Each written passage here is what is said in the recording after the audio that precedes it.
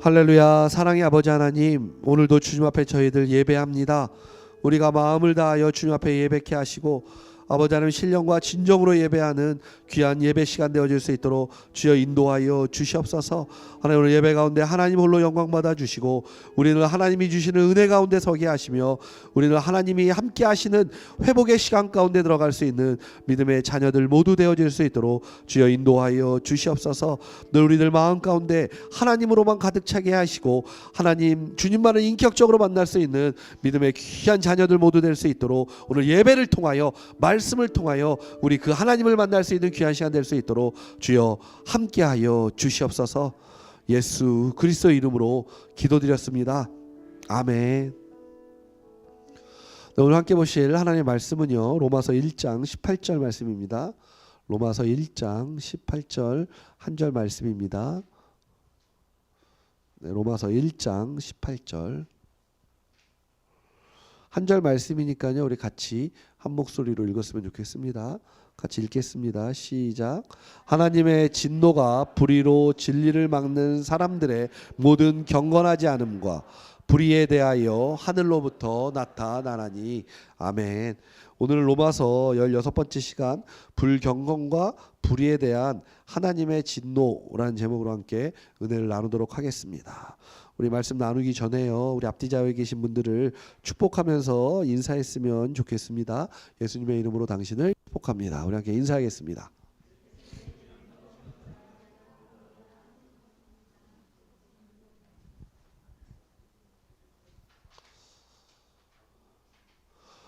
로마서의 주제는 로마서 1장 16절 17절 두 절 말씀이 로마서의 주제이기도 합니다. 즉 복음은 믿는 자들을 다가올 진노에서 구원하는 하나님의 능력이 된다. 그러니까 복음이라는 것이 우리를 하나님의 진노로부터 구원하는 하나님의 능력이 바로 복음이다. 그리고 예수님의 죽음과 부활에 대한 기쁜 소식을 담은 이 복음은 하나님의 진노로부터 믿는 자들을 구원하는 능력이 있다 라고 말하는 것이 로마서 1장 16절 17절이죠. 그리고 이 말씀은 로마서 전체의 주제이기도 합니다. 그래서 복음에는 믿음을 통해 선물로 주시는 하나님의 의가 날마다 매주 매해마다 드러나므로 하나님의 의를 소유한 사람들은 멸망하지 않고 영원한 생명을 얻게 된다라고 말씀을 나누고 있었습니다. 이 진리는요, 잊지 마시기를 바랍니다. 성경에서 말하고 있는 하나님 앞에 구원받은 사람들이 가져야 하는 가장 중요한 진리이기도 합니다. 그렇기 때문에 우리가 늘 이 생각들을 가지고 있어야 돼요. 하나님의 복음은 믿는 자들에게 필요하고 믿는 자들이 그 하나님의 복음 때문에 하나님의 진노로부터 우리가 벗어날 수 있고 그리고 하나님의 의가 우리에게 매일매일 우리에게 임하게 되는 것이 바로 복음 때문이다 라고 하는 거죠.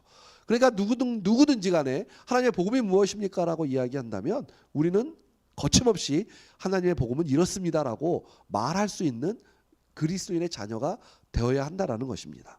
그리고 오늘 제가 읽은 본문 로마서 1장 18절부터 로마서 3장 19절까지는 인간의 죄와 하나님의 진노에 대해서 다루고 있습니다. 1장 18절에서 32절까지는 복음과 은혜에서 멀리 떨어져 있는 이방인들의 세계가 어떤 상황인지에 대해서 말하고 있고 2장 1절에서 3장 8절까지는 다소 직접적으로 유대인들이 어떤 죄악 가운데 살아가고 있는지에 대해서 말하고 있으며 3장 9절에서 10절에서는 그래서 그 모든 죄악들에 있는 너희들에게 결론을 짓죠. 그러면 어떠하냐? 우리는 나으냐? 결코 아니라 유대인이나 헬라인이나 다 죄 아래 있다. 그래서 의인은 하나도 없다. 그러니까 너희들 모두가 다 죄인이야를 결론적으로 말하고 있다라는 것입니다. 이것이 로마서 1장 18절에서 로마서 3장 10절까지의 요점입니다. 쉽게 말하면 너희 모두 다 죄인이야. 이 이야기를 하고 있다는 것입니다. 몇 주간에 걸쳐서 저는 죄에 대한 이야기를 좀 같이 말씀을 나누려고 합니다.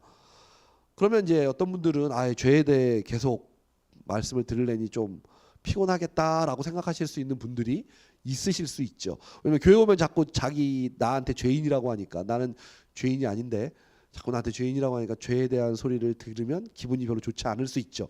이런 분들에게 제가 세 가지를 먼저 말씀을 드리고 싶습니다. 교회는 근본적으로 예수님께서 하신 말씀을 빌려보면 믿는 자들의 모임은요, 그 병원인에 비유하셨죠. 그래서 병원에 오는 사람들은 다 아픈 사람들이에요. 그래서 우리가 아픈 사람들이 모이는 것, 결국 쉽게 표현하면 죄인들이 모이는 곳이 교회라는 것이죠. 교회가 어떤 거룩한 사람들만, 죄가 없는 사람들만, 아주 깨끗한 사람들만 모이는 것이 아니라 교회는 죄가 있는 사람들이 모이는 곳이 바로 교회라고 예수님께서 말씀하셨어요. 그러니까 그런 의미를 우리가 가지고 바라본다면, 첫 번째로 피상적 진단은 잘못된 치료를 초래합니다. 무슨 말이냐면요, 병원을 갔는데요, 굉장히 피상적으로 나를 치료하는 거죠. 진료하는 거죠. 뭐 기침하고 막 그래서 내가 사실은 폐에 문제가 생겼는데 그냥 피상적으로 아유 기침하는 거 보니 감기네요. 감기약을 처방한다라는 것이죠. 만약에 그렇게 되면은 잘못된 치료를 초래할 수 있게 된다는 것입니다. 쉽게 표현해서 교회라는 것이 죄인들이 모이는 곳이라면 우리는 죄에 대해서 매우 명확하고 무엇보다도 정확하게 이해하고 알아야 한다는 것입니다. 내가 예수 믿으니까 죄하고 나하고 상관없지요 라고 생각하는 것이 아니라 내가 예수를 믿는 하나님의 자녀이기 때문에 우리를 넘어뜨리려고 하는 그 죄에 대해서 매우 정확하고 명확하고 아주 철저하게 알아야 한다는 것입니다.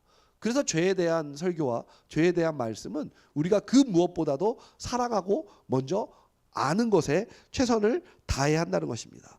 근본을 알고 자신을 정확하고 정직하게 그래서 진단할 수 있어야 해요. 죄가 무엇인지 알고 그 죄를 나에게 빗대어서 내가 어떠한 병에 걸려 있는지를 명확하게 진단할 수 있어야 한다는 거죠. 정직하게 진단해야 된다는 겁니다. 두 번째로 죄와 진노에 대한 지식이 우리를 보다 지혜롭게 합니다. 죄와 진노에 대해 깊이 이해하면 인간과 우리 자신에 관해서 심오한 지혜를 얻습니다.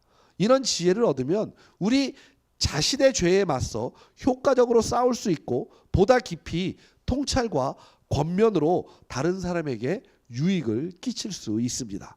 죄에 대해 생각하기도 싫다고 한다면 결국 자신에 대해서 회피하는 것과 똑같습니다. 죄에 대해 생각하기도 싫다면 결국은 지혜로부터 벗어나 내가 어리석은 삶을 살겠다고 하는 것과 똑같다라는 것입니다. 왜요? 죄는 우리에게 늘 지긋지긋하게 쫓아다니는 가장 인간의 그 본성이기 때문입니다. 그래서 죄에 대한 지식을 우리가 정확하게 알면 보다 하나님이 주시는 지혜를 가지고 살아갈 수 있게 된다는 것이죠. 세 번째로 죄와 진노의 속성을 알면 복음을 소중히 여기게 됩니다. 인간 마음의 실제 상태와 죄성을 알고 또 하나님의 진노가 얼마나 크고 정당한지 깨달으면 그 결과로 위대한 복음을 이해하고 사랑하고 귀하게 여기고 깊이 맛보고 나누게 될 수 있는 것입니다. 인간의 죄와 하나님의 진노를 잘 이해할 때 우리는 복음을 제대로 이해할 수 있습니다. 죄를 정확하게 알아야 이 복음이 무엇인지를 알 수 있다라는 것입니다. 그런 의미에서 오늘 본문 말씀을 보면 1장 18절이죠. 먼저 17절과 18절이 어떤 접속사로 연결되어져 있는지를 주의 깊게 보아야 합니다. 영어 NIV, 그러니까 뉴 인터내셔널 버전이라고 하는 우리가 제일 잘 보는 영어 버전 성경에는요, 이상하리만큼 접속사를 다 빼놨어요. 그러니까 성경이라는 게요, 원문이 있고요. 그 원문을 이렇게 번안하잖아요. 번안을 할 때 그 버전이 그래서 많아요. 영어 성경 버전도 많고 한글 성경 버전도 많고 뭐 여러 가지 버전들이 성경 안에 굉장히 많습니다. 혹시 영어 성경을 즐겨 보시는 분들에게 제가 이렇게 권면을 하자면 NIV 성경은 별로 좋지 않습니다. NIV 성경에 대한 이야기는, 그러니까 뉴 인터내셔널, 우리가 제일 많이 보는 성경이 NIV인데요. 그 NIV 성경 해석이 조금 많은 문제점을 가지고 있는 성경이라고 알려져 있습니다. 그래서 성경을 보시기 원하시는 분들은 NIV 버전을 보지 마세요. 차라리 그 쉽게 보시려고 하면 그 뉴 아메리칸 스탠다드 버전이라는 게 있습니다. 이렇게 보면 써 있습니다. NAS V라는 게 있어요. 그걸 차라리 보세요. 근데 그거보다 조금 더 원문에 가까운 성경은 뉴 킹 제임스 버전이라고 하는 뉴 NKJV라고 하는 성경이 있습니다. 그 성경 버전을 영어로 보시는 것이 훨씬 좋습니다. 이상하게 NIV 버전에는요 접속사를 다 빼놨습니다. 왜 그런지는 저도 잘 모르겠지만 그렇습니다. 그러나 원어에 보면 이 17절과 18절 사이에 for나 because라고 하는 그 접속사가 딱 붙어 있습니다. 무슨 말이냐면요. 이 18절 이하절로 나오는 모든 말씀이 다 17절을 설명하고 있다는 거죠.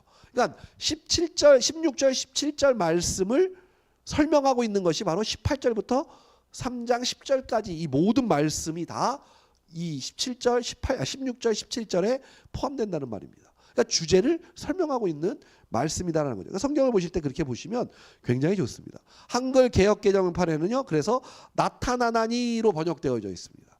근데 이게 나타나나니가 무슨 말이냐면요. 나타나기 때문이라 이렇게 해석되는 거죠. 그러니까 나타나기 때문에 이것도 역시 접속사인 비코즈를 붙인 거와 똑같습니다. 그러니까 로마서를 읽으실 때 로마서 1장 16절 17절을 읽고 그 이하절 18절부터 3장 10절까지는 전부 다 이 16절 17절을 다 설명하고 있다라고 생각하시고 말씀을 보시면 훨씬 더 말씀하는데 이해가 되십니다. 근데 그 말씀에서 특별히 18절 말씀에서 계속 이야기하고 있는 게 불의예요. 불의. 두 번 연속해서 짧은 절에서 두 번에 걸쳐서 불의에 대해서 이야기하고 있습니다. 그러니까 불의, 오늘 우리가 아까 테필린을 읽으시면서도 얘기했었죠. 심판 앞에서 우리가 불의 두 가지가 있는데 그 하나가 불의다라고 이야기를 했죠.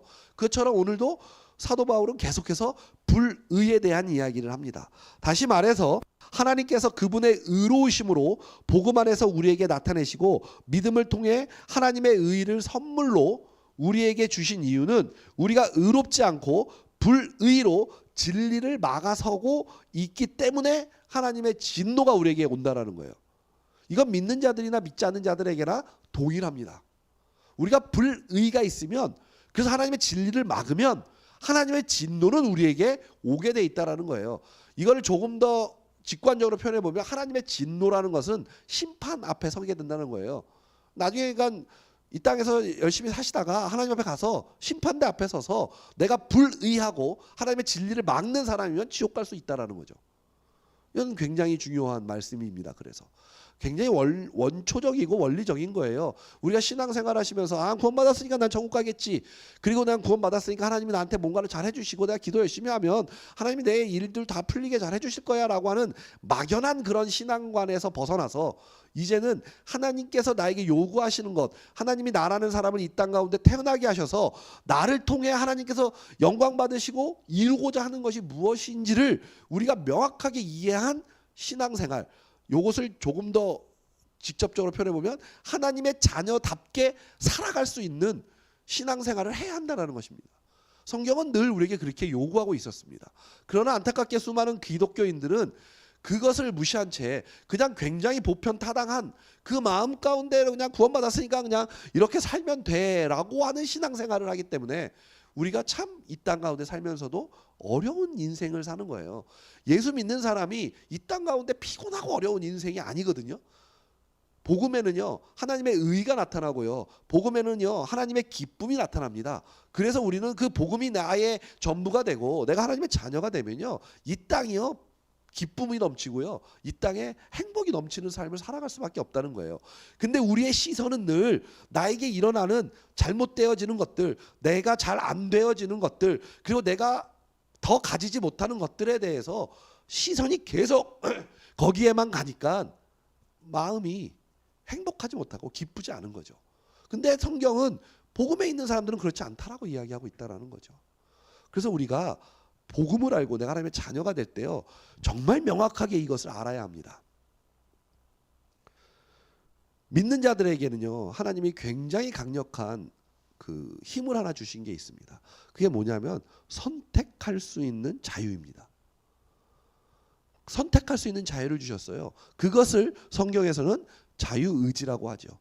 영어로는 will이라고 하죠. will, will이라고 하는 것을 우리가 자유의지다 이래요. 그게 무슨 말이냐면 하나님께서 인간을 창조하시면서 우리 인간들에게 하나님의 형상을 닮은 대로 생명을 주셔서 우리가 산 혼이 되었더니 우리가 가지고 있을 수 있는 게 뭐다? 바로 자유의지인 것입니다. 그럼 자유의지라는 것이 내가 이 땅 가운데 살면서 내 맘대로 살아도 되라고 하는 그런 게 아니라 나에게 선택이라는 것을 할 수 있는 그것을 우리에게 주셨다라는 거예요. 이것은 굉장한 하나님의 축복입니다. 내가 무엇인가를 늘 선택할 수 있다라는 거예요. 근데 이 선택이라는 것 때문에 우리는 신앙생활을 하고 하나님의 자녀이면서도 스스로 하나님의 자녀이기를 거부하는 선택을 할 수도 있다라는 겁니다. 그래서 그것을 잘 알고 있는 사단은 우리가 그렇게 할 수 있도록 우리를 유혹하고 우리에게 늘 어떠한 것으로 그것이 그 사람의 가장 약함이거든요. 어떤 사람은 고통에 약하면 사단은 끊임없이 고통을 줘요. 그래서 그 고통을 통해서 내가 하나님께 버림받은 사람인 것처럼 느끼게 만들어버리는 거죠. 어떤 사람에게는 뭐가 있을까요? 돈이 최고의 우상이에요. 그럼 그 재물을 통해 나에게 굉장히 어려움을 주든가 재물이 아주 많게 해가지고 방종하게 만들어버리죠. 그것 또한 사단이 나의 약함을 잘 알아서 나를 그렇게 공격하는 거죠. 내가 명예가 중요시 여기는 사람이라면 나에게 부끄러움을 주든가 아니면 나에게 높은 명예를 주어서 내가 하나님부터 완전히 벗어나 거기에 더 함몰하고 거기에 더 집중할 수 있도록 우리에게 유혹을 하기 위해 사단이 공격을 한다는 것입니다.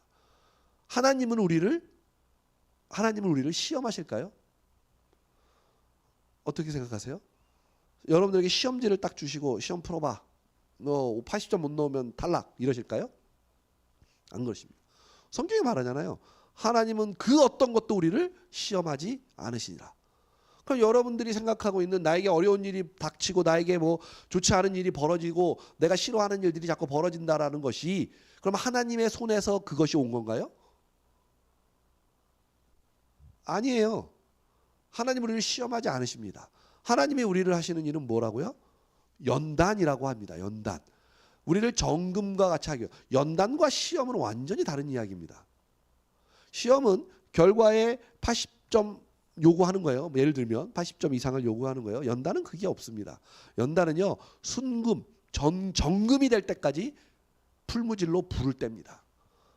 우리의 인생이 똑같습니다. 하나님께서 우리를 연단하고자 원하신다면 우리가 정금과 같이 되기를 원하시기 때문에 우리를 연단하시는 거예요. 근데 그 연단이 우리가 생각하는 어떤 고통이나 이런 걸까요? 그건 우리는 알 수 없습니다. 다만 우리가 그걸 확인할 수 있는 방법은 오직 한 가지입니다.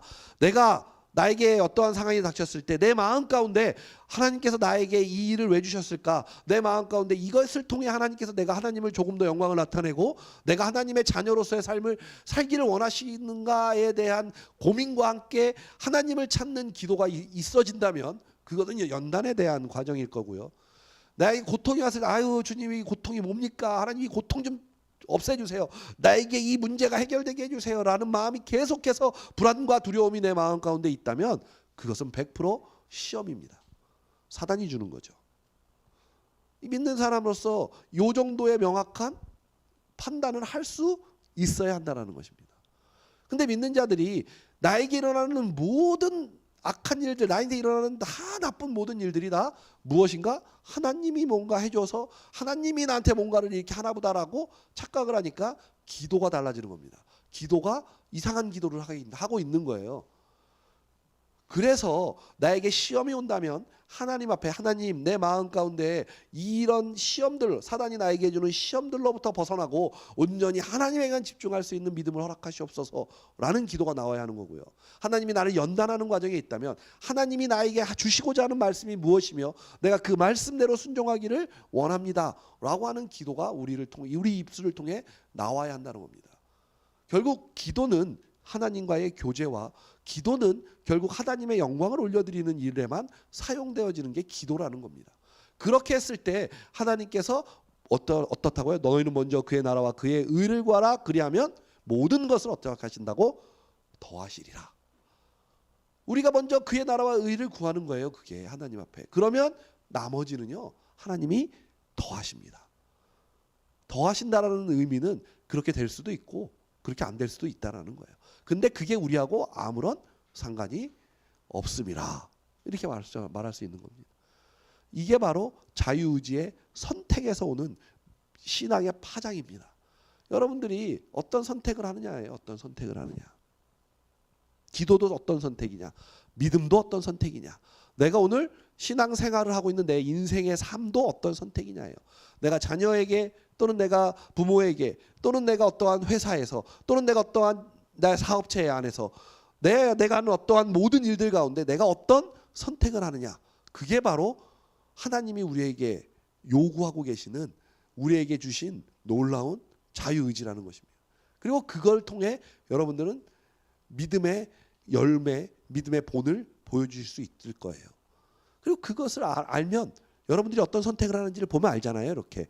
그럼 내가 어떤 믿음의 상태인지를 또한 알 수도 있게 됩니다.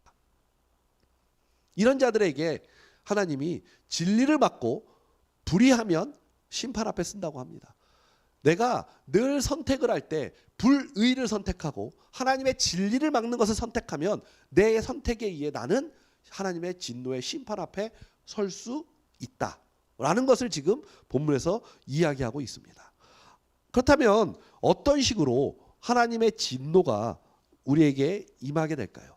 말씀을 통해 보면 세 가지를 써봤습니다. 첫째, 하나님의 진노는 인간의 보편적인 죽음에서 나타납니다. 그러니까 하나님의 진노가 우리한테 와 있잖아요. 왔어요. 지금도 우리에게 있는 거예요. 우리가 아담과 하와가 지은 죄로 인해 우리에게 보편적인 어떠한 진노가 있는데 그게 뭐냐? 첫째가 모두 다 죽는다라는 것입니다. 자, 하나님이 아담과 하와를 창조하셨습니다. 아담과 하와는 죽는 사람이었을까요? 영원히 사는 사람이었을까요? 그렇죠. 영원히 사는 사람이었어요. 죽는 사람이 아니었습니다. 죄를 통해 그들이 이제 하나님의 저주 가운데 들어간 거예요. 그래서 죽음이 있는 겁니다. 그래서 우리도 보편적 죽음이 우리 앞에 있게 됩니다. 이것을 우리가 하나님의 진노라고 바라볼 수 있는 거죠. 두 번째로는요. 모든 피조물들의 허무와 고통은 하나님의 진노에 대한 증거입니다. 타락한 이 세상에서 고통은 불가피하다는 사실을 우리는 알고 있으며 오늘 본문에서도 말하고 있습니다. 예를 들어서 우리가 소망을 가지고 집을 아름답게 지으려고 해서 열심히 건축한 거예요. 다음 주에는 이제 내가 정말 힘들어서 지은 집에 입주할 수 있게 되었습니다. 그런데 갑자기 그 집에 누전이 되어서 그 집이 다 불타버린 거죠. 그때 우리의 마음은 고통이겠죠. 봄부터 씨를 열심히 뿌립니다. 여름에 떼약볕에서 수고하여 농사를 지었습니다. 추수를 이제 앞두고 이제 다음 주면 내가 추수를 해야겠다라고 했는데 태풍이 오고 홍수가 불어서 그 추수할 모든 것들이 다 쓸려 내려가 버립니다. 그럼 우리는 고통이 오겠죠. 그러면서 우리 마음에 드는 것은 허무라고 하는 것에 굴복하게 될 것입니다. 로마서 8장 20절 21절에서 이렇게 말씀하고 있습니다. 피조물이 허무한데 굴복하는 것은 자기 뜻이 아니요 오직 굴복하게 하시는 이로 말미암음이라. 하나님으로부터 왔구나. 굴복하게 하는 이로 말미암음이라. 그 바라는 것은 피조물도 썩어짐의 종노릇한 데서 해방되어 하나님의 자녀들의 영광의 자유에 이르는 것이니라. 그렇기 때문에 하나님이 우리에게 주셨던 그 진노, 죄에 대한 하나님의 진노가 무엇이냐? 우리와 허무와 고통이라는 것입니다. 그리고 그 허무와 고통에 우리는 굴복하도록 만들어진 존재라는 것입니다. 이게 진노예요. 세 번째는 하나님의 진노는 점점 퇴락해가는 인간의 행동에서 드러납니다. 인간의 불의와 불경건에 대한 하나님의 진노는 인간의 보편적 죽음을 통해 나타난다라고 좀 전에 말씀했죠. 또한 피조물의 허무와 불행과 고통을 통해서도 나타납니다. 로마서 1장 24절에 이렇게 말합니다. 그러므로 하나님께서 그들을 마음의 정욕대로 더러움에 내버려 두사 그들의 몸을 서로 욕되게 하셨다. 하나님께서 내버려 두시다. 다시 말해 하나님께서 사람들이 더욱 죄악된 행동을 하게 내버려 두는 방법으로 죄에 대한 진노를 드러내셨다는 뜻입니다. 로마서 1장 26절에서 계속 보면 이 때문에 하나님께서 그들을 부끄러운 욕심에 어떻게 해요? 내버려 두셨다. 28절에도 나오죠. 또한 그들이 마음에 하나님 두기를 싫어하며 하나님께서 그들을 그 상실한 마음대로 어떻게 해요? 내버려 두사 합당하지 못한 일을 하게 하셨다. 하나님께서 그래서 내버려 두사 이렇게 말합니다. 하나님의 진노는 이러한 세 가지 방식으로 인간의 보편적인 불의와 불경건에 맞서 이 세대 가운데 나타나고 있습니다. 하나님께서는 모든 것을 죽음에 넘기셨고 모든 것을 허무한데 굴복하게 하셨습니다. 또한 많은 이들이 자기 마음과 생각을 따라 더욱 비참해지도록 내버려 두셨습니다. 이렇게만 얘기하면 굉장히 야 이거 진짜 하나님 너무하네 이렇게 마음이 들 수도 있죠. 우리가 당연히 그럴 수 있습니다. 그렇다면 하나님은 우리에게 이런 불경건과 불의 때문에 우리를 그냥 고통 가운데 그냥 이렇게 내버려 두셨냐라는 거죠. 그래 너는 그냥 고통 가운데 너희들 그냥 내버려 두었다 하니까 그냥 마음껏 고통이나 받아라 이놈들아. 뭐 하나님이 이러셨느냐라는 것이죠. 그렇지 않죠. 믿는 자든 믿지 않는 자든 관계없이 하나님의 진노는요 늘 하나님의 긍휼과 함께 옵니다. 그 긍휼은 사랑을 동반합니다. 로마서 2장 4절에서 5절 말씀을 보겠습니다. 혹 내가 하나님의 인자하심이 너를 인도하여 회개하심을 알지 못하여 그의 인자하심과 용납하심과 길이 참으심이 풍성함을 멸시하느냐. 하나님께서는 우리에게 고난을 주셨지만 우리를 늘 인자하게 바라봐 주시고 우리를 늘 용납하시고 길이 참으심의 풍성함이 있어요. 근데 우리가 그것을 무시한다라는 거죠. 다만 내 고집과 그러니까 네가 가지고 있는 고집과 회개하지 아니한 마음을 따라 진노의 날 곧 하나님의 의로우신 심판이 나타나는 그날에 임할 진노를 내가 쌓는도다. 해결이 됐죠. 우리는 회개하고 그렇죠? 그 내 고집 내가 갖고 있는 그 고집 있잖아요. 그 고집과 회개하면 해결되셔요. 하나님은 늘 그것을 위해요. 지금도 참고 계시다라는 거예요. 늘 그러니까 우리가 고통과 허무 가운데 우리가 그냥 내버려 두시는 거예요. 너 그렇게 살아봐 하고. 그런데 그것만 끝나는 게 아니라 그렇기 때문에 내가 너희가 회개하고 그 고집에서 돌이키면 내가 너희에게 풍성함으로 함께 해줄게. 내가 너희 다시 사랑할게. 걱정하지 마라고 하시죠. 그것의 증거가 뭡니까? 바로 예수 그리스도이십니다. 자기 독생자 아들 예수 그리스도를 우리한테 내어주신 거예요. 그렇게 하려고. 그래서 믿지 않는 자들에게는요 아까 말했던 보편적 하나님의 진노가 그들의 인생 가운데 굉장히 괴롭고 슬픈 일이 될 수밖에 없지요. 그러나 믿는 자들에게는요 다릅니다. 믿는 자들에게는요 그 보편적으로 보여주었던 하나님의 그 진노가 우리 믿는 자들에게는 다르게 나타날 수밖에 없다라는 것입니다. 믿는 자들에게는 어떻게 나타나느냐? 첫째로 죽음은 천국으로 들어가는 문으로 옵니다. 믿지 않는 자들에게 있어서 보편적 죽음은 굉장히 안타깝고 힘든 일이죠. 그러나 우리 믿는 자들에게 이 보편적 죽음은요 천국으로 들어가는 문, 곧 우리의 기쁨의 자리가 될 수 있다라는 것입니다. 믿는 자들에게 있어서 죽음은 진짜 인생의 시작이며 본향으로 향하는 복된 길의 시작입니다. 세상에서는 죽음이 최고의 저주 같지만 사실 믿는 우리에게는 죽음은 복된 길과 영생의 길이 됨을 우리 성도님들을 믿고 계시지 않습니까? 믿지 않으세요? 죽음이 여러분들의 시작이라고. 그래서 죽음이 온다 할지라도 그 죽음이 나에게 아무런 고통도 저주도 두려움도 되지 않는다. 이것이 믿는 자들의 고백 아닙니까? 우리 성도님들도 그러신가요? 그러시죠? 죽기 싫으세요? 나는 그래도 끝까지 살리라 막 이러세요? 벽에 똥침을 해도 나는 살 거야 막 이러세요? 정말 하나님의 자녀는 죽음이 우리에게 축복이라고 생각합니다. 저는 그렇게 생각합니다. 성도님도 아마 그렇게 생각하실 거라고 해요. 그렇다고 해서 빨리 죽고 싶어 이거는 하나님이 우리에게 주신 사명을 고만하겠다라는 것과 똑같은 이야기입니다. 그건 아니죠. 그렇죠? 내가 빨리 죽으리 이런 개념은 좀 잘못된 개념이지만 뭐 나에게 하나님이 허락하신 죽음이라면 그 죽음은 나에게 영광의 길이 될 거라는 겁니다. 두 번째로 허무와 고통, 믿는 자들에게 허무한 고통은 거룩함으로 가는 길이 됩니다. 믿는 자들에게는 고통이 더 이상 허무하지 않습니다. 하나님을 사랑하고 그분의 목적에 따라 부르심을 받은 사람들에게는요, 모든 것이 합력하여 선을 이루게 됩니다. 징계는 변하여 정결함이 됩니다. 파괴적인 힘이 변하여 훈계의 힘이 됩니다. 믿는 자들에게 오는 고통은 우리가 거룩하여지는 길을 보여주고 힘이 되어주는 것임을 믿으시기를 바랍니다. 여러분들에게요, 허무와 고통이 있기 때문에 우리가 거룩함으로 갈 수 있는 겁니다. 안 그러실 것 같으세요? 맨날 행복해 보세요. 거룩함으로 가지 못합니다. 정결함으로 가지 못해요.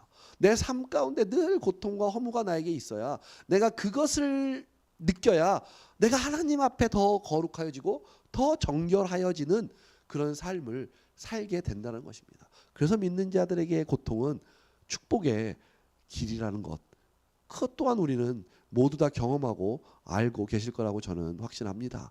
물론 당장 나에게 오는 고통, 당장 나에게 오는 허무, 당장 지금 나에게 오는 그 아픔은 힘들고 어렵고 넘어가지 못할 것 같지만 우리 마음 가운데 하나님으로 가득 차 있고 주님으로 가득 차 있고 내가 성령을 쫓아가는 그 선택을 하는 믿음의 사람이라면 오늘도 그 어렵고 고통과 그 허무가 나에게는요, 거룩함의 축복으로 다시 오게 된다라는 것, 그것을 우리는 잘 알고 있다라는 것이죠. 제가 늘 제 마음 가운데 남는 말씀이 바로 이 말씀입니다. 구별된 삶을 살라 거룩함을 지키라. 구별된 삶을 우리가 선택하여 사는 거고요. 그러면 그렇게 해서 오는 거룩함은 우리는 어떻게 해요? 지키는 겁니다. 성경이 하는 말, 성경에 쓰여 있는 말입니다. 여러분들은 어떻습니까? 구별된 삶을 살려고 내가 선택하세요? 그냥 저 사람, 저 세상과 믿지 않는 죽음을 고통으로 엮어 진노로 받아들이고 고통과 허물을 그냥 나의 그냥 그 아픔으로만 치부하는 저 세상 믿지 않는 자들과 똑같은 삶을 살아가고 있지는 않습니까? 구별된 삶은요, 내가 선택하는 겁니다. 그러면 하나님께서 우리에게 어떻다고요? 거룩함으로 오십니다. 그럼 그 거룩함은 우리는 지켜내야 하는 것입니다. 이게 우리 인생의 삶이에요. 그래서 믿는 자들에게 허무와 고통은 거룩함으로 가는 길이 되는 줄을 믿으시기 바랍니다. 셋째로, 죄의 능력은 의의 사랑으로 대치되었습니다. 하나님은 사망을 소망으로 바꾸신 분이십니다. 고통의 무상함을 의미 있음으로 바꾸신 분이십니다. 뿐만 아니라 인간을 퇴락시키는 죄의 힘과 지배를 의의 사랑으로 바꾸십니다. 하나님은 우리를 부패한 마음대로 살도록 내버려 두지 않으시고 성령을 선물로 주셨습니다. 우리가 죄 때문에 우리는 부패한 마음으로 사는데요, 성령이 내 마음 가운데 주인 되어지시면서 내 마음은 부패한 것은 사라지고 온전히 성령으로만 가득 찬 삶을 살게 되었다라는 것입니다. 그게 누구냐? 믿는 자라는 것입니다. 하나님의 자녀라는 것입니다. 하나님의 자녀됨의 권리를 우리는 명확하게 이해하고 그것을 누릴 수 있어야 합니다. 우리는 하나님의 자녀예요. 내가 하나님의 자녀라면 하나님의 자녀답게 살아야죠. 내가 하나님의 자녀라고 하면서 왜 사단의 자녀답게, 세상의 자녀답게 살아갑니까? 저는 교회를 열심히 다녀야 합니다. 주일날 절대 빠지면 안 됩니다. 제가 이런 얘기를 잘 안 한다고 제가 몇 번 말씀드렸죠. 왜 제가 안 한다라고 설명도 자주 드렸습니다.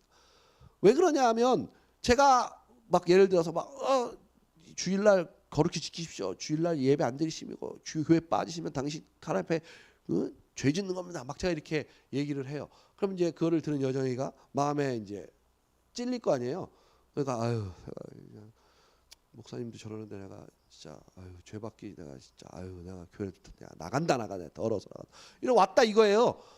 그럼 이 아이가 여 앞에 앉아서 하나님 앞에 예배하는 그 마음의 중심에는 하나님을 찬양하고 하나님의 영광을 드리는 그 예배자의 모습으로 서 있을까라는 것이죠. 절대 아닙니다. 내가 진짜 이러고 앉아 있어요. 계속 전혀 하나님이 받지 않는, 하나님이 기뻐하지 않으시는 예배라는 겁니다. 잘 생각해 보시기 바랍니다. 내가 예배를 하는 것, 하나님의 자녀로서 마땅한 거예요. 마땅한 것. 내가 누가 뭐라고 해서 누구 눈치가 보여서가 아니라 내가 하나님의 자녀이기 때문에 하나님이 나한테 주신 권리를 내가 주일날 예배함으로 내 권리를 누리는 거예요. 아무나 하는 게 아니거든요. 하나님의 자녀들은 하나님 앞에 예배하는 자리에 오지 않습니다. 내가 하나님의 자녀이기 때문에 내가 하나님의 예배하는 자리에서 내가 하나님께 오늘 하나님을 온전히 올려드리는 내 자녀됨의 그 권리를 내가 오늘 누리고 있다는 거예요. 근데 많은 그리스도인들이 뭔가 착각을 하고 계시는 거죠. 주일날 한번 빠지시면 그 한 주가 굉장히 일이 잘 안 풀리는 것 같지 않으세요? 그리고 뭐만 조금만 잘못돼도 내가 주일날 교회 안 나와서 그런가 이러세요 혹시? 신앙이 뭔가 지금 삐까덕 잘못 가고 있는 거예요. 그런 게 어디 있습니까? 착각하고 있다라는 거예요. 우리가 신앙. 우리가 그러면 내가 한 일주일간 평안하려고 내가 일주일간 뭔가 잘 돼 보려고 내가 주일날 예배하는 겁니까? 그러니까요. 잘 고민해 보셔야 합니다.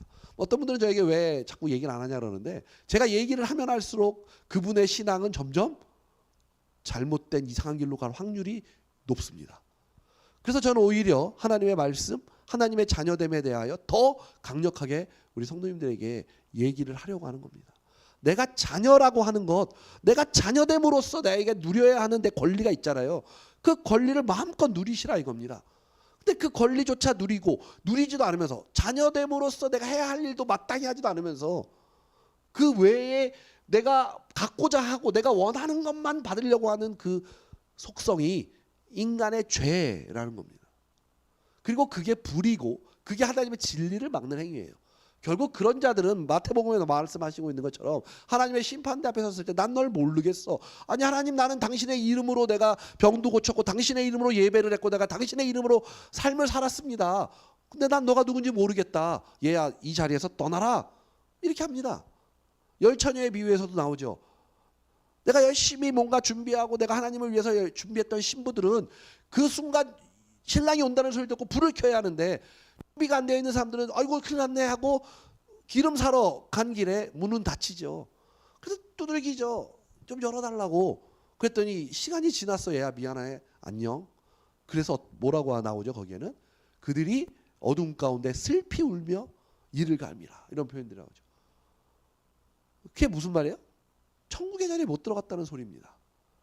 이것은 굉장히 우리 믿는 자들에게 시사하는 바가 큽니다.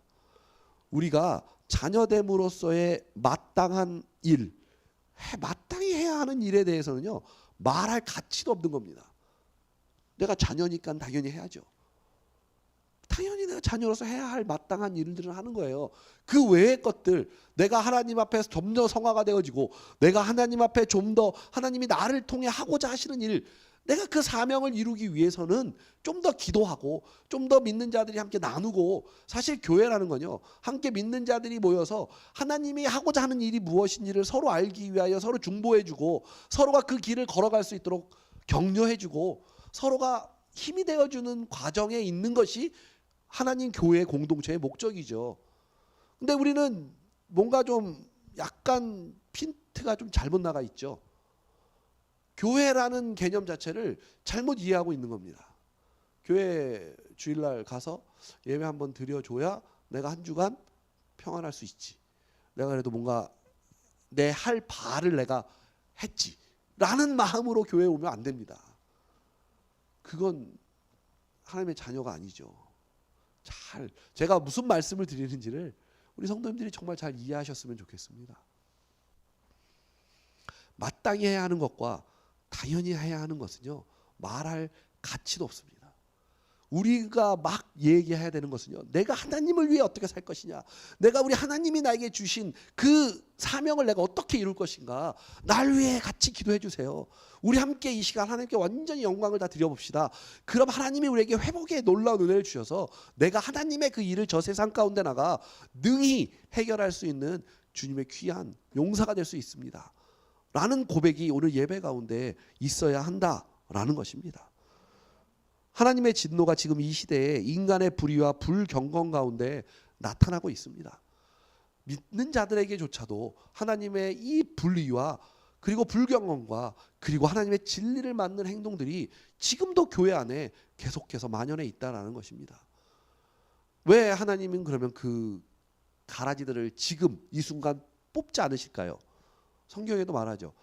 그 가라지를 뽑다가 보면 잘못하면 진짜 알곡도 같이 뽑혀 나갈까? 그래서 내가 뽑지 못하게 한다. 그러나 내가 추수하는 심판날에 내가 그것을 다 확실하게 내가 분리할 것이야 라고 말씀하고 있다라는 것입니다. 뭐 예를 들면 여기 어떤 A가 가라지예요. 교회에 있어요. 그래서 우리가 다 압니다. 이제 가라지라는 걸. 그럼 제가 이제 목회자로서 가라지니까 뽑아내야죠. 너 가 이랬어요. 그럼 이제 알고 계신 우리 성도님들이 계시면서 뭐라고 생각하시겠어요? 우리 목사님 잘하셨네 이럴까요? 절대 안 그럴걸요. 저 목사가 저 사랑도 없네 저거. 목사가 돼가지고 말이야 사랑도 없는 저거 사랑 없는 거 내 이 교회에 안 다녀 내가 하나님 왜 이러고 알곡들도 떠나갈 수 있다라는 거예요. 그게 무슨 말씀인지 이해가 가시죠? 즉 그 이야기를 하나님이 하고 계시다는 거예요. 그러니까 이 안에 가라지도 있을 수 있다라는 겁니다. 저는 우리 교회는 없다는 것을 확신합니다. 여러분도 믿으시죠? 대답하지 않은 자는 가라지.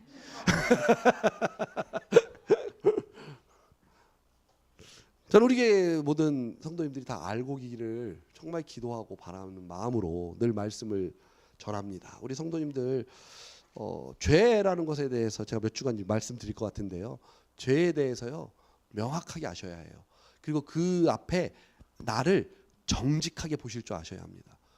사단은 우리에게 아니 넌 괜찮아라고 할 수 있어요. 거기에 속지 마시고 진짜 말씀 앞에 나를 정확하게 바라봐 주시기를 바랍니다. 그래서 그 문제가 하나님이 아까 뭐라 그러셨죠? 로마서에서 회개하면 네 고집을 꺾으면 내가 풍성함으로 너에게 더해 줄게 이렇게 말씀하십니다. 정말 바라기는 우리 성도님들이 그 풍성함의 은혜에 모두 들어가게 되기를 또 들어가는 저와 우리 성도님들이 되기를 주님의 이름으로 축복합니다. 아멘. 이 시간 우리 함께 기도했으면 좋겠습니다. 하나님 죄 가운데 있는 우리를 바라보게 하시옵소서. 내가 어떤 죄 가운데 살아가는지를 하나님 잘 정직하게 바라볼 수 있는 영적 눈을 뜨게 하시옵소서. 그래서 이제는 하나님의 자녀됨으로 하나님의 자녀답게 이 땅을 살아갈 수 있는 믿음의 자녀가 되기를 원합니다. 하나님 도우시옵소서. 우리 이 시간 한번 이렇게 하나님 앞에 간구하며 기도하도록 하겠습니다. 다 같이 기도하시겠습니다. 사랑의 아버지 하나님, 오늘도 주님 앞에 저희들 섭니다. 하나님, 오늘도 주님이 기뻐하시는 일들 가운데 서기를 원합니다. 아버지 하나님, 우리를 도우시고 인도하셔서 이제는 하나님이 원하셨던 일, 하나님이 기뻐하셨던 일, 또 하나님 앞에 죄악된 긴 생으로 살아갔던 것들을 회개하고 나갈 수 있는 저희들의 모든 믿음의 자녀들 될 수 있도록 주여 인도하여 주시옵소서. 아버지 하나님, 이제는 주님이 원하셨던 일이 무엇이온지, 하나님이 기뻐하셨던 일이 무엇이온지, 아버지 하나님이 앞에 설 수 있는 일이 무엇이온지를 알고 그 길을 걸어갈 수 있는 믿음의 자녀요 주님의 귀한 영혼이 되어질 수 있도록 주님 인도하여 주시옵소서. 늘 하나님 앞에 설 수 있는 저희들 되게 하시고, 늘 하나님 앞에 설 수 있는 믿음의 자녀가 되게 하시고, 늘 하나님 앞에 서서 하나님이 원하시고 하나님이 기뻐하시는 일들로 아버지 앞에 설 수 있는 믿음의 자녀가 될 수 있도록 주여 인도하여 주시옵소서. 늘 하나님만을 사랑합니다. 늘 하나님만을 의지합니다. 오늘도 주님이 내 마음 가운데 가득 차게 하시고, 내가 주님의 심령으로 주님으로 내가 가득 찬 믿음으로 하나님 앞에 나갈 수 있는 주님의 귀한 자녀들 모두 되어질 수 있도록 아버지 하나님 인도하시고 역사하시고 붙잡아 주시옵소서. 늘 하나님만을 바라보며 나아갑니다. 늘 하나님만이 내 삶 가운데 아버지 하나님의 전부이기를 고백함으로 나아갑니다. 아버지 주님만 남는 인생 살아가기를 원합니다. 하나님 도와주옵소서.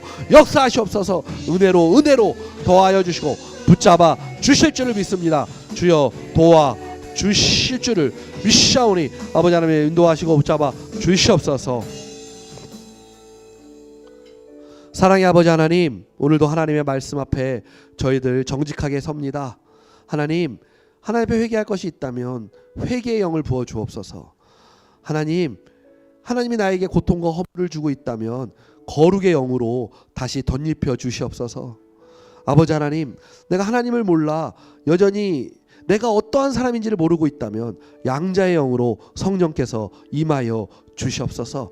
그래 이제는 하나님의 자녀답게 이 땅에서 천국을 경험하며 살아가는 그런 축복을 받아 누리고 살아가는 저와 우리 성도님들 모두 될 수 있도록 주님께서 이 시간 축복하여 주시옵소서.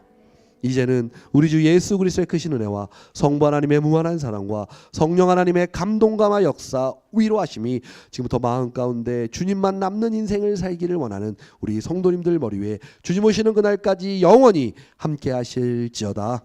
아멘. 주님 감사합니다.